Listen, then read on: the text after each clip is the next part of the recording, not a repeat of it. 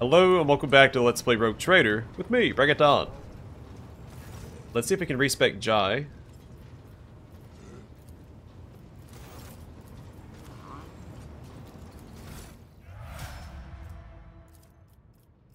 Alright, so we can't respec her officer archetype. That's a little unfortunate, but not the end of the world.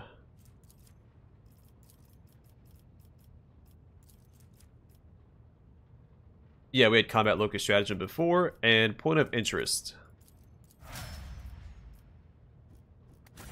Well, we'll make it work. Alright, let's get to know Jai.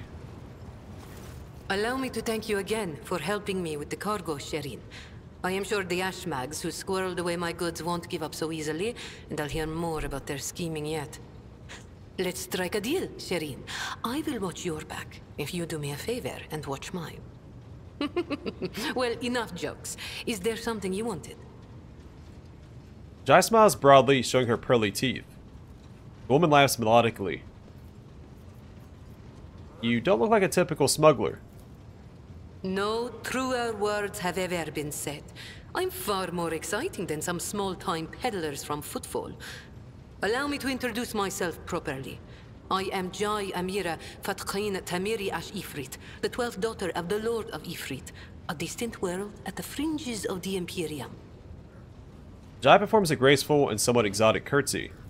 The youngest child is destined to become a bargaining chip in the family's political games. But I was unwilling to accept such a fate, and wanted to choose what to become and which path to follow. When I learned the Exalted One watches over hundreds of other worlds amidst distant stars, I understood there was an entire world of opportunities beyond Ifrit. All I had to do was break the familial bonds tying me down and escape the planet. Which I did a long time ago. Why did you choose to come to the Coronis Expanse? The Coronis Expanse. A gorgeous name, isn't it? But this backwater wasn't my original destination when I escaped, Sherin. Oh no, it was the rumors of incredible freedom that brought me to the Coronis Expanse. Freedom that is generously bestowed upon everyone who can survive in these parts. All doors are open here. You can become a saint, a mogul, a kingmaker, or anyone you like, really. Here, hard work pays off. Unless you're used to lying by the roadside and complaining instead of toiling for the good of your soul, glory, wallet, or whatever floats your boat. I'm used to working hard, and so I found my blessing. Jai closes her eyes for a moment in an exaggerated show of pleasure. How did you escape from Ifrit? I convinced my father I personally wished to oversee the inspection of imported goods. I had to get experience so I wouldn't bring shame on our family, didn't I? I made friends with traders, missionaries, and soldiers at the port. I listened to their stories, studied the charts, learned what documents I had to forge to escape the planet. A kind word here, a shiny coin there. And here I am, in the iron belly of a ship, braving the void in search of a new life. Judging by your implants, you've had quite a few close shaves over the years. Consider it a mark of my trade. This year, Xenos. Dumb-headed orcs. Who knew that we weren't the only ones to get tempted by the wreck of that raider? As for this treasure, I received it as a reward for a life that had been just a little too good. I was in a hurry to get to the Adeptus Amasacus after the Exalted One blessed me with immense wealth. I was 2 backstreets away from the den when a pathetic Ashmag attacked me. Envious of somebody else's fortune. Jai's mechanical hand balls into a fist. Jai touches her precious neck implant. She drags her thumb across her throat. You're familiar with implants like the one that has replaced Jai's neck. It is merely one part of a massive augmentation replacing the internal organs. A slit throat could not have been the cause for installing such a sophisticated device. Thank you for sharing this. All relationships are based on mutual trust. That goes for business too. Tell me about your background again. The youngest child is destined to become a... All relationships are based on mutual trust. That goes for business too. Yeah, but she lied about her throat implant. Was there some business you wish to discuss? Oh, Shireen, I did manage to spark your interest. Allow me to invite you to a more private place. My words are meant for your ears alone. Jai's face lights up with an enchanting smile.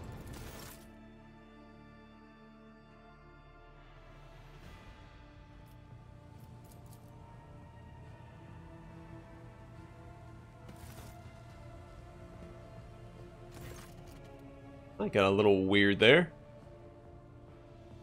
The flickering lights of dozens of candles plays across Jai's face, making her small smile appear even more mysterious.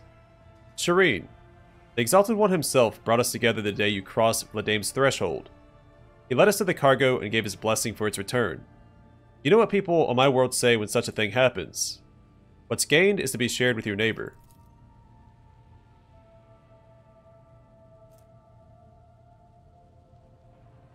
Interesting. I can't use either one of those. I guess we just give them to her. The presents for herself. She points to the containers in front of her. One contains a polished Adari rifle, a rare model. The other holds an ornate sword. I'm sharing what I've gained with you. Please accept these humble gifts in honor of our wildly successful, though suddenly struck friendship.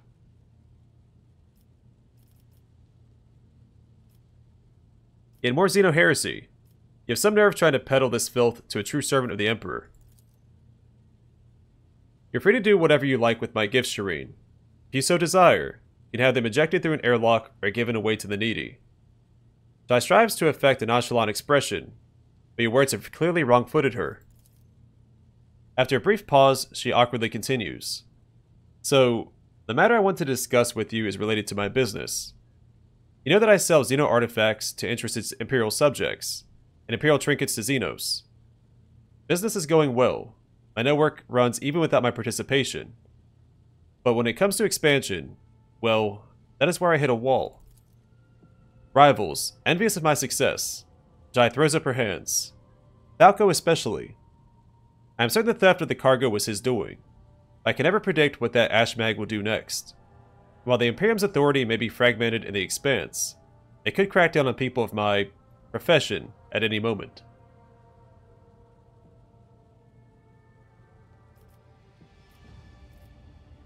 Go on. If the rogue trader put in a good word for me with the servants of the Adeptus Administratum, I could become an official trade representative of the Imperium. Just imagine it. A little scrap of paper will offer me and my agents protection against Ashmag schemes. Far better than any refractor field. And even the Inquisition will have to think twice before they mess with me, because I'll be a representative of the law in my own right. And the best part of all that, this will cost you precisely nothing, Shireen.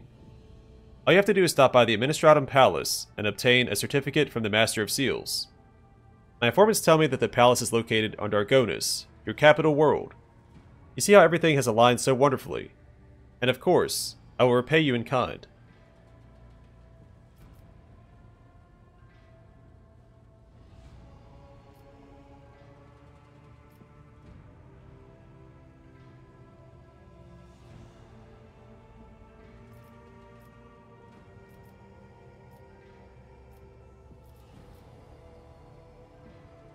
So when she's...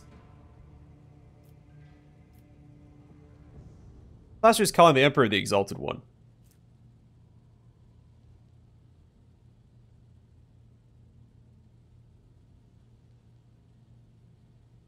Yeah. So why do I say thank your Exalted One? I've not yet incinerated you in righteous flames. I don't like that. How do I benefit from your gaining official status? Besides being in receipt of my eternal gratitude, Shireen, Jai playfully raises a brow. Won't it be beneficial to have someone in your retinue with the weight of the authority behind them, rather than just another pawn? One slip of paper, and I'll be able to extend my network to systems far beyond footfall.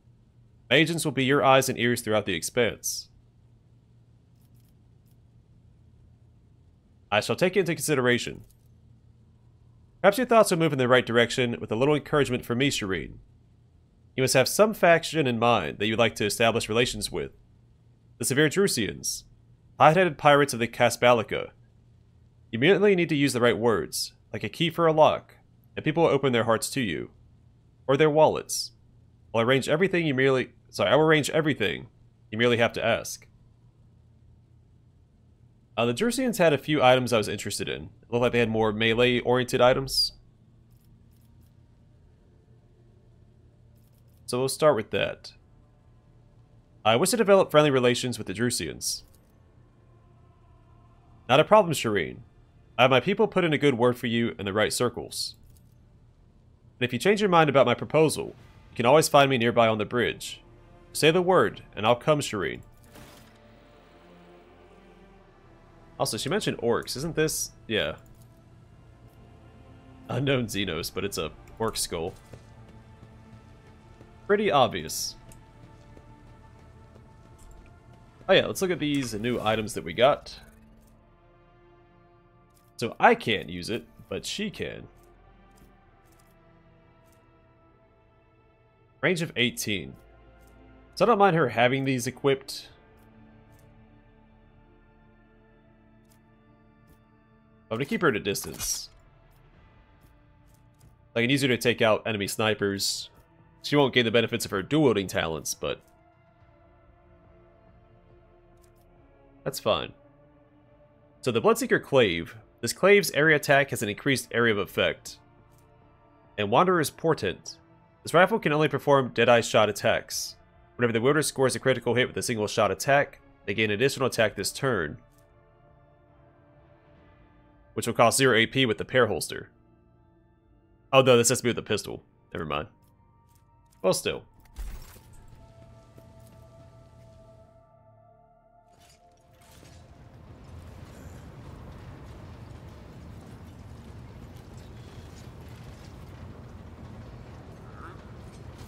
May the Exalted One protect you.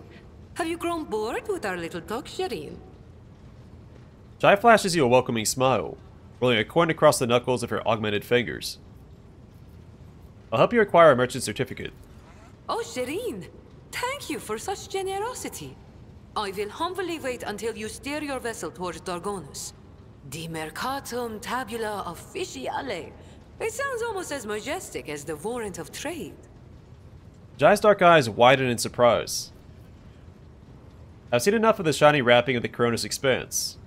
Tell me about its dark side. The dark side is the real Coronis Expanse, if you ask me. But what do you want to know about it, Shireen? How do they do things on Footfall? Dynasties drink with criminals. Rogue traders strike deals with the Casbalica. And dozens of ships stop off for a welcome break from a long voyage. Is there a more beautiful place in the entire Imperium? The Emperor is merciful to the meek and the powerful alike. There's a job for everyone as long as they have a head on their shoulders. And if you feel like talking to him in person, the statue of the Exalted One can be seen from any asteroid. You can pray to your heart's content. Tell me about the Casbalica mission. An ancient crime cartel that originated with the first settlers of the Calixis sector. It is run by shadowy clans with robber barons at the helm. Cross their path, and you risk making enemies all over the Coronis Expanse, or even the entire Imperium. As for the agents, they are just shameless, greedy scum. Every third person on Footfall is a Casbalican, but that doesn't mean all that rotten filth is acting together. I've been set up more than once just so some Casbalican can get one over on his rivals. And yet, the Casbalica is generous to its customers, if you can afford it. Anything can be obtained, organized, and transported for the right price. The customer is always right, unless they happen to be a rat. In which case... Jai sighs and throws up her hands. Scum, rotten filth, rats. It's almost as if Jai's mask briefly slipped. She started using words that have no place in the vocabulary of someone from the upper strata of the Imperium. Interesting. Are you one of the Casbalica's... Yeah, Casbalica's robber barons. I always want to say Casabalica. Throwing an A between the S and the B. What gave you such an outrageous idea? Was it my immaculate garment? My gorgeous jewelry?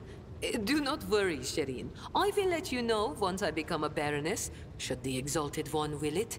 Just imagine the strong and fruitful alliance that could be forged between a rogue trader and the mastermind of the Kasbalika. How did you become a Kasbalikan agent? It's not hard to do on footfall. I spent a year working for good old Christo. He was a brave soldier who gave up the ghost in a scuffle with orcs, and then took over his business.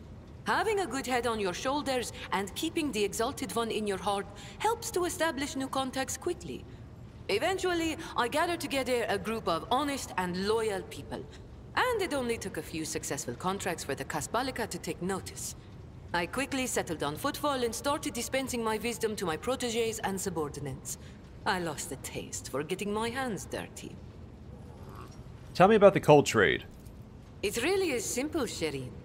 The Kasbalika runs the Imperium's black market, offering special goods to those who can afford their services. Yes, I am talking about Xeno artifacts too. Alien weapons, technology, sometimes even certain kinds of living creatures.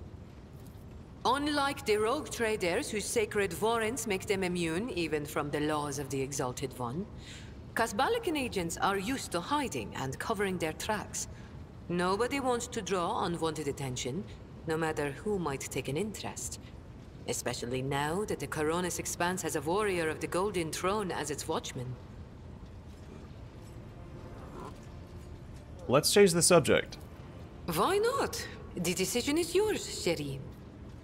Tell me about your business in the Coronis Expanse.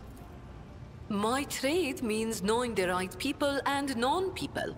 Having the right connections and making sure the precious goods find their way into the hands of my no less precious customers. My wisdom includes the knowledge of the enemies of humankind, be they Xenos or the lowest scum of the Imperium, as well as the latest knowledge about how they charge for any particular curio at the footfall market. Not even the most cunning Argy will deceive you as long as I am with you, Shireen. I promise you that. Whatever I have can be yours too, if your unfathomable wealth isn't enough for you already, I mean. Do you do business with the enemies of humanity? It has been known to happen. After years of dealing with Xenos, I've learned their customs, and even got a grasp of their language. Except they cringe whenever I start speaking. Arrogant sods. They dislike even our voices, but they never turn away our valuables. Then again, I'm used to seeing sour faces. In this trade, the easily offended go out of business. Say what you want, but consorting with Xenos is a betrayal of the Imperium. Betrayal means driving a knife in the back of one of your own. I am using our enemies to enrich the Imperium. Money makes the millstones of war turn, and since the servants of the Emperor are fighting their ceaseless battle even here, at the edge of the void and away from Holy Terra, they need my misbegotten gold more than ever, both in their pockets and in circulation. You have many talents. Thank you, Shireen. Being able to read and write is chief among them. You may not be aware, but this science is beyond the abilities of billions of the Imperium subjects. And yet they happily keep drudging along in their factories, fundy, and assembly lines. Me? I didn't escape Ifrit to consign myself to such misery. It was literacy that paved my path to copied orders, forged signatures, counterfeited papers. The wonderful things that make the wheels of bureaucracy turn in the right direction. Are you really that rich? Compared to the rabble on footfall, perhaps. Compared to you, be it power or money, I still have a long way to go. I could purchase one of Footfall's asteroids, but not a planet. I could subjugate a few gangs from the shady districts, but not Vladium. And so the answer to your question is no. I do not consider myself rich. I am not rich enough. Jai raises an eyebrow. This is one of the few instances where having a very wealthy companion makes sense, since they aren't just... Well, one, we don't actually use our money for anything. We use profit factor for resources. And we're wealthier than she is. In games like Wrath of the Righteous, where you get Darren as a companion, who's extremely wealthy, but he doesn't give you money to fund the campaign, or to buy items, or what have you. It doesn't really come up.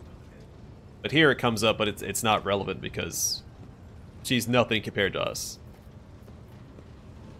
You could be sitting back, reaping the fruits of your own work. So why have you chosen to embrace the vicissitudes of life aboard a void ship? You're fun to talk. I grew tired of scribing endless contracts and agreements neatly tucked away on Footfall. Well, I did that for how many years? But here, among the stars, you are always balanced on a knife edge. Nothing thrills me more than the tension of a warp jump, or the danger that lurks around every corner on a planet. Footfall was beginning to make me fat and stupid, Shireen. I do not want that. Jai raises an eyebrow. Jai speaks measuredly, just the right amount of laziness in her voice. But her performance cannot conceal the slight tremble in her voice. Whatever Jai is afraid of, that is what drove her off Footfall. What about your gang that stayed back on Footfall? Do you trust them? Do I trust the Trickster twins? By the Exalted One, no. The underhanded rogues of Footfall came up with that name for a reason. The tricks of those frenzied ashmags are all about things far more intriguing than the honest and law-abiding subjects of the Imperium can imagine. The mention of her fellow cult traitors makes Jai's eyes shine a bit brighter than usual. On the other hand, this is why I am keeping them close. Kor and Tora know who lifted them out of the cesspit proudly called the Shadow Quarters, and who has been feeding that ravenous beast their insatiable lust for lucre. No, they are not going to betray me if only because they know I am now a part of your entourage, Shireen. They're not going to let the biggest pie in the Imperium pass them by without trying to get a slice for themselves. Tell me about the Xenos of the Coronis Expanse. Vicious, cruel, dangerous beasts. Humans hold little interest for Xenos. We are entertainment for them, a means to keep boredom at bay. A commodity. But some of them contact us once in a while using their own people. Do not deceive yourself by thinking you are safe because there are no Xenos inside. Those Agi are as cunning as they are ruthless. They cleverly pull at the strings of spies and traitors, subjugate those who do not fall for the promised reward, transform the ones who resist their promises into soulless puppets. The Emperor watches over me, and that is why I still haven't succumbed to the fate of many of my associates who have lost their lives to the stringy scoundrels. Let's talk about something else. I think we've said all there is to say on this topic. Did you know Theodora von Valancius, my predecessor? It is difficult not to be aware of the powers that be, especially ones like Lord Captain Theodora. But we never met personally, as the difference between our positions was far too great. Theodora was a mighty ruler, the center of her own universe, and I, a pathetic commoner, was nothing next to her. But you were kind to me, Shireen, and in my eyes that puts you above your esteemed aunt, or whoever she was to you.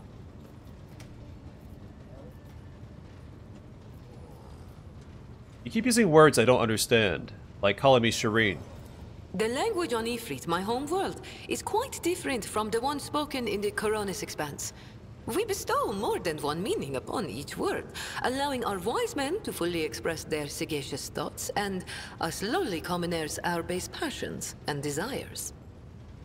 Jai starts to twist a strand of her raven black hair around her finger.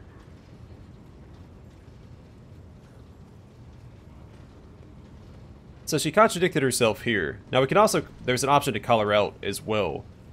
But she's saying she's a commoner here, where she was saying she was nobility before. Take Agi, for example. That is what I call every piece of scum and villain, because Agi means evil and foe and pathetic worm unworthy of consideration. Or take Ashmag. It means fool and little brother and blind man who stumbled and would fall into a pit without guidance. Shireen means friend and comrade and roommate in a battle formation, like we are. You must forgive my prying, but has the esteemed princess's heart been claimed by some lucky fellow? Or lucky lady, you mean? My heart has been coveted by proud men with hard eyes, gentle maidens with sensual voices, imperious lords and fierce leaders of void brigands. Only rogue traders have not yet featured among Jai Hedari's intimate friends. Why do you ask, Shireen? She gives you an enigmatic smile. But why are you avoiding answering, Mistress Hydari? You are prying at the treasures of my soul, my little secrets. How else can I keep them safe from such a powerful robber as the rogue trader? I dare not refuse you. Bestowing a dazzling smile upon you, Jai demurs with fluttering, nunnish abashment, with hints of her genuine amusement breaking through only rarely. I will be succinct. I enjoy being with you. I'd like us to spend more time together. Oh, Shireen. With a few words, you have managed to make my heart flutter like a songbird caught in the snare of a skilled hunter.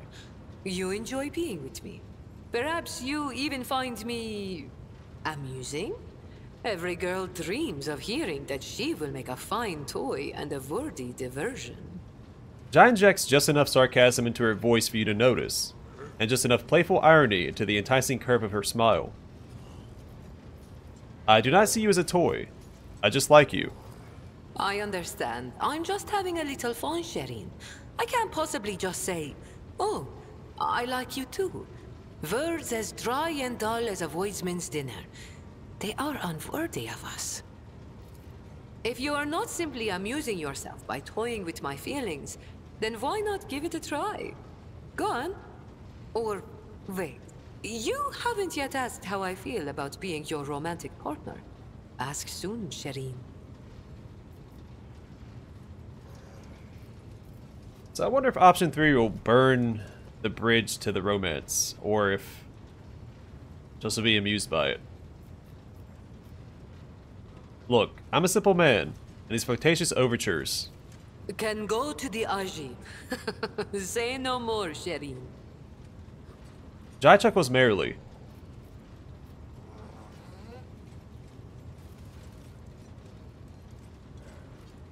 I'm inviting you to dinner.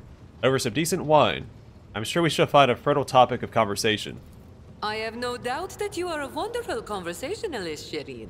I will make a note of your invitation and make sure to take you up on it when I next get hungry. But if the feelings in your soul have become a fire that is burning you up from within, then you may express them by bestowing a gift upon your humble servant. Jai winks at you. We need to discuss what is going on between us. Is there a sweeter subject in the universe to discuss, Shireen? You have my full attention. Oh, we already officially together? I thought we were... okay, well...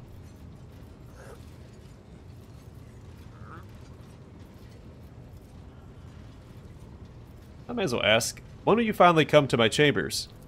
Hush, Shireen. Let's not scare off the wonderful feeling that weaves a pattern of passion between us in silken thread. Soon. Yeah, I really like that question. It seemed a little too desperate. Jai brings a finger to her lips.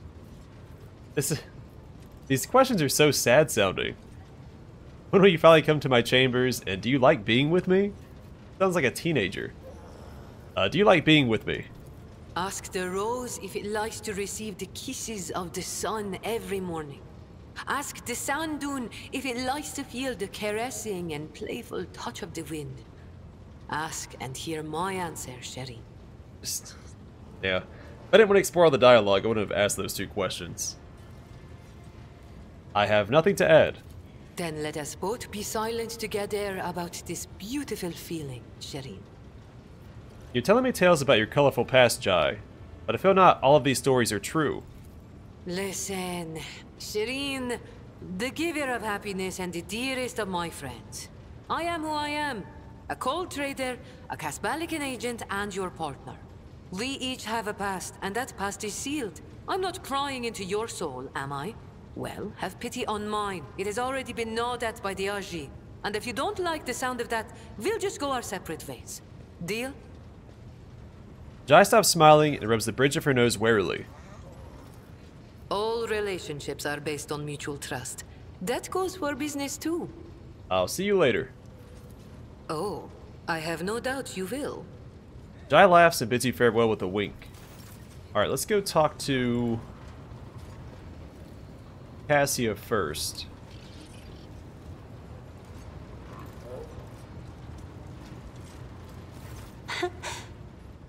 Words cannot describe how boring the bridge is without our stimulating conversations. Jai is like a gem.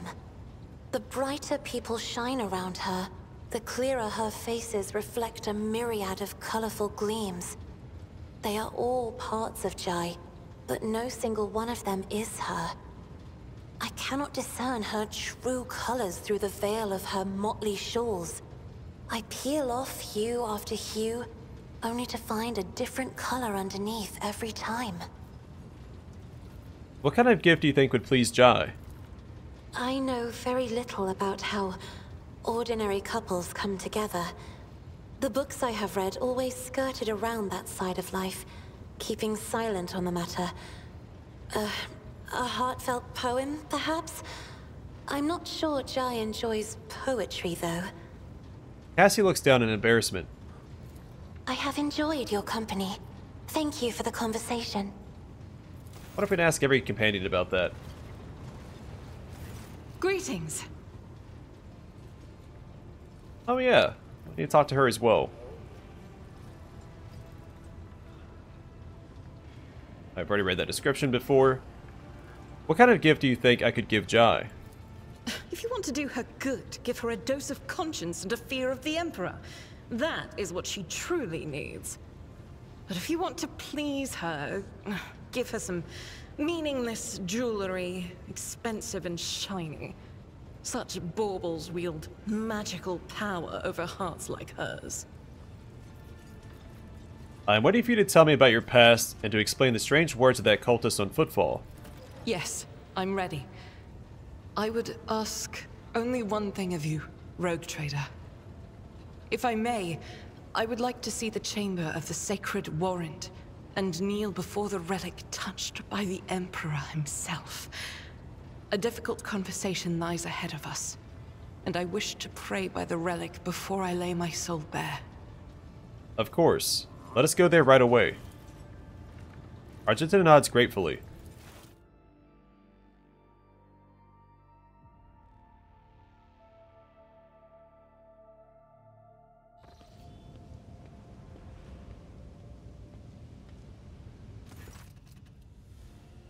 Argenta drops to her knees, her hands making the sign of the Aquila.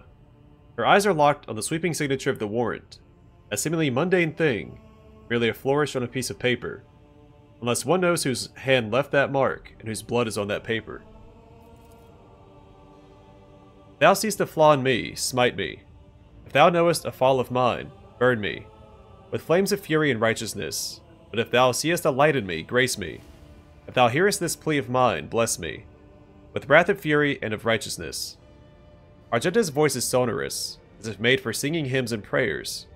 Right now she cannot seem to catch her breath, so overwhelmed with emotion is she. For I breathe by the will of thine, for I live by the law of thine. I carry thy word, O Emperor. I bring solace to servants of thine, and ruin to foes of thine. A fate of terror and righteousness. Upon finishing, she closes her eyes and remains silent for a long time, their head raised high. Slowly, like the first licks of flame in a campfire, a smile blossoms on her lips. When Argenta finally opens her eyes, they are alight with uncanny resolution. Rogue Trader, we need to talk. Or rather, I need to tell you something. The truth. The truth about how I ended up on Theodora von Valancius' ship, and about the cultists we encountered on Footfall. I'm listening. Please understand, I couldn't trust you before. I'll tell you my story, and you'll see why. Argenta pauses. I'll start at the beginning. It's easier to piece everything together that way. Upon arriving in the Expanse and on Footfall, I found no purpose here, only torment. I wasn't needed. The reliquary I had been assigned to safeguard was already well protected by Reverend Hieronymus' mission, and no one was even trying to defile it. For all its lawlessness, Footfall respects the worship of the Emperor. That was when Lady Theodora, head of your dynasty, appeared. She became an agent of divine will in a way. Argenta falters, searching for the words. It was from her that I learned about a planet recently discovered by her scouts, Salus Prime. For Rogue Trader, the planet was of little interest. a fairer world away from convenient warp routes. But for me, learning about its existence was a revelation. I've never even heard of such a planet. Does it belong to the Von Valancius dynasty? Yes. Now the planet is yours by right, but it's not as simple as that. The warp route leading to it was lost. I'll explain in due time. May I continue? Please continue. The description of Salus Prime was familiar to me. It seemed very similar to a world from an ancient legend. The legend of Saint Argenta and her ship. Her voice grows reverent. Argenta, the living saint. She is my patroness. The order named me after her. She died millennia ago, when heretics caused her ship to fall from the skies. Even those blasphemers could not touch Argenta's ashes or her holy relic, the One Star. For the fallen ship, which now served as the resting place for the saint's remains, would only allow the truly righteous to enter. All others would meet their death. Imagine what I felt when this flash of insight came upon me. The world where Saint Argenta's ship fell was merely a vague legend. No one knew its actual whereabouts. And suddenly I, myself named after the saint, come across this information. I realized at that moment that it was important, that I must journey to the planet and find the ship. And so I asked Reverend Hieronymus to let me go for a time on a personal pilgrimage. I boarded Theodora's ship and demanded passage to the newly discovered planet Salus Prime. Why did you keep your supposition from Reverend Hieronymus? Surely he could have helped you with the search for the ship and the saint's remains. I couldn't just come out and tell him. It was important revealed to me personally, can't you see? I told Reverend Hieronymus the honest truth, that I was going on a personal pilgrimage to embolden my spirit. It really was a pilgrimage. It was as if Saint Argenta herself had shown me the way, commanding me to undertake this trial. If I had found the ship and set foot on its decks, if I had laid my hand on her remains and the relic, it would have been a sign that I truly had been blessed with the saint's favor.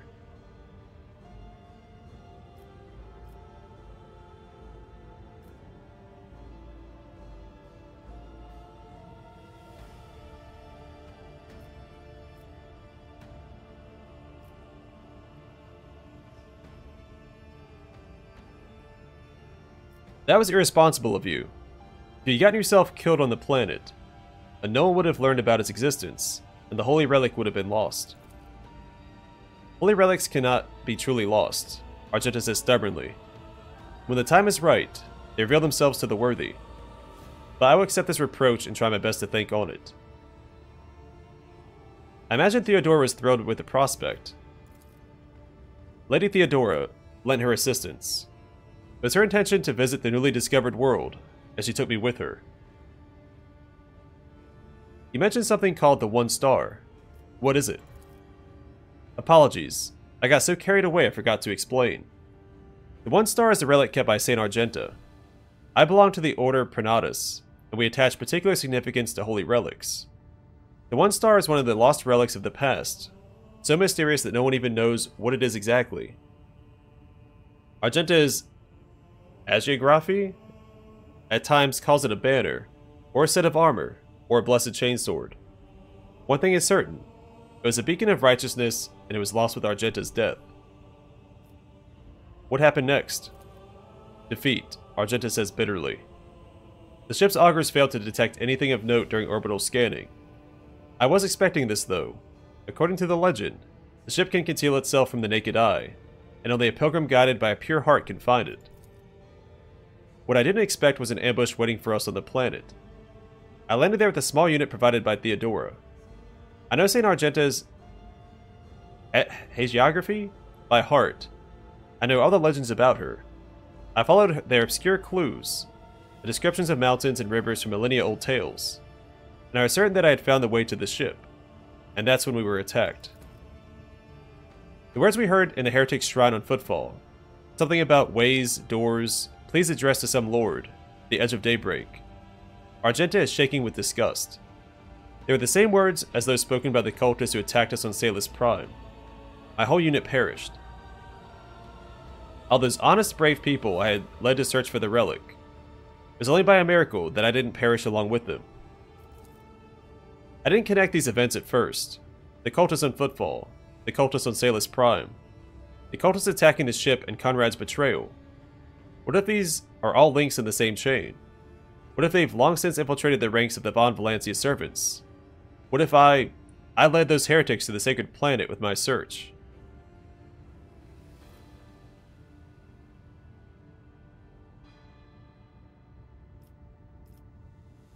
That's true, because Theodore had already found the planet, so this is factual.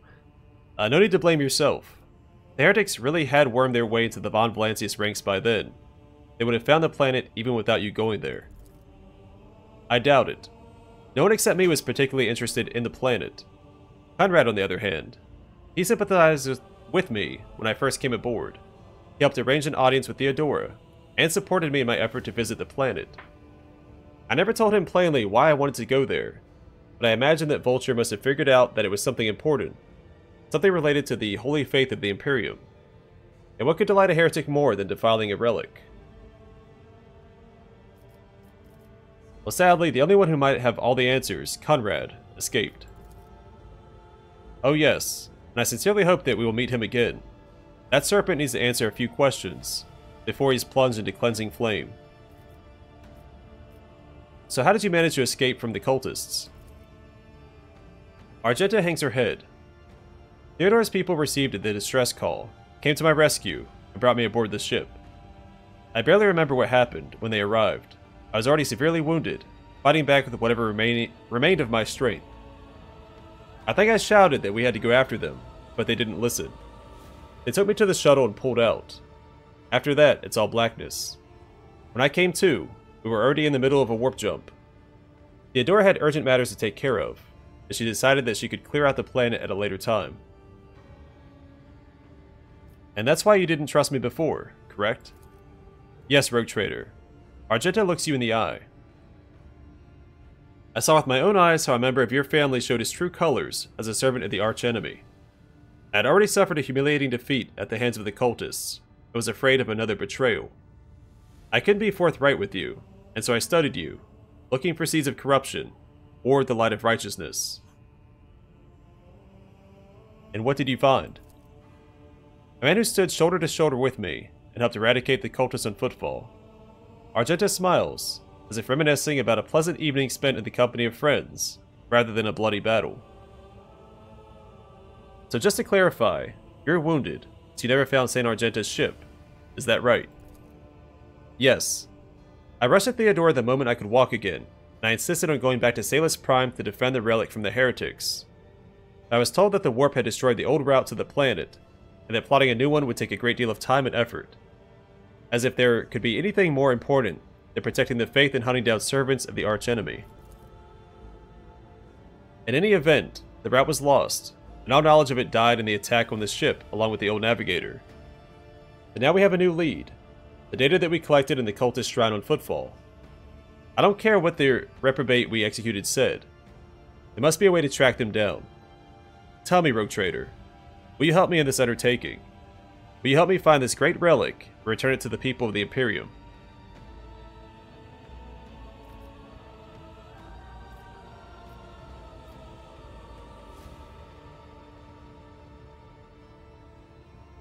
There's nothing I wouldn't do to reclaim a sacred object for the people of the Imperium. Argenta walks up and places her hand on your shoulder. So be it, Rogue Trader.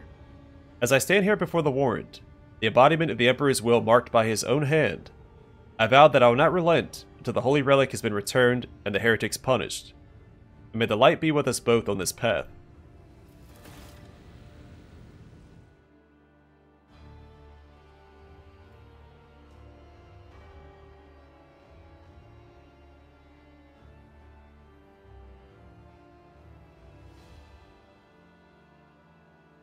Alright, so we still need to talk to Adira about her divinations and speak to all the companions about what gift to get Jai.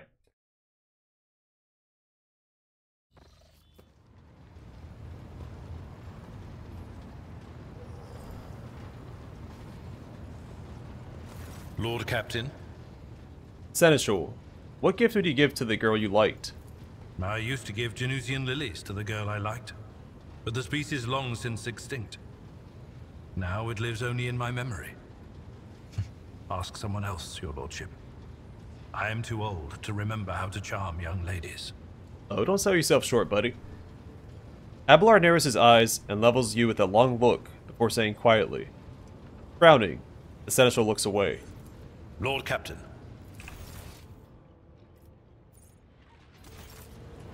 Alright, Adira.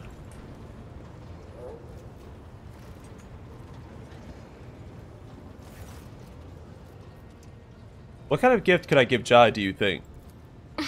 Well, it would have to be something that screams, "Look how much the rogue trader loves me," in the faces of everyone she meets. Like a fabulous gown beyond anything that even the noble women of Dargonis can acquire. A princess of smugglers would love the opportunity to rub the nobility's noses in her newfound privileges. Adira's face breaks into a crooked smile. All right, let's hear what they're whispering. I'm sorry, Lord Captain. The voices are going wild. I can't make out a thing. Huh. A little odd. Figured on this next major checkpoint, so we'd have something to say. Hi, Pascal. What would you give Jai? The Omnissiah knows all, comprehends all. I do appreciate this disclaimer. I doubt you have any expertise in this, but what gift do you think I could give Jai? Given the high status of the unit von Valancius and his services rendered to the Adeptus Mechanicus, perhaps a request for special leniency for the unit Jai Hidari. The sentence of oblivion without servitorization that is stipulated for her crimes may instead be commuted to immediate redemptive servitude in perpetuus. So he's recommending... Well, hold on. After a long silence, Pascal finally declares. So instead of executing her, he wants us to turn her into a servitor. Then, hypothetically, in time she would be able to compensate for a small portion of the sacrileges she has committed against the Omnissiah. It would be a most generous gift. However, this act of mercy is not advisable, for it is undeserved. May your labors be effective and fruitful. We didn't ask Heinrichs, did we? To what do I owe this visit? Heinrichs, what kind of gift do you think I could give Jai? Mistress Hidari is a dangerous person, and dangerous people like dangerous things. Jai is probably partial to good weapons. She even has a small but enviable collection. Such a gift would not only be practical given her perilous trade, but it would also show that you have taken an interest in her as a person and her tastes. Such demonstrations are very important when dealing with people with whom you would like to curry favor. I thought he'd give some of the best advice. And I'm inclined to agree. May the Exalted One protect you. Oh.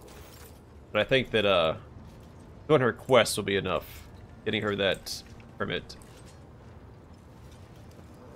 Alright, well I'm going to call it here, and next time we'll see about doing some ship upgrades and then setting out for probably Janus first. I still think that's the... I was hoping Adira would give us some insight on which planet we should go to first, but she did not. But I think getting to the Agri world first is of the highest priority. But we'll see. Either way, for now, thanks for watching. Hope to see you guys in the next one.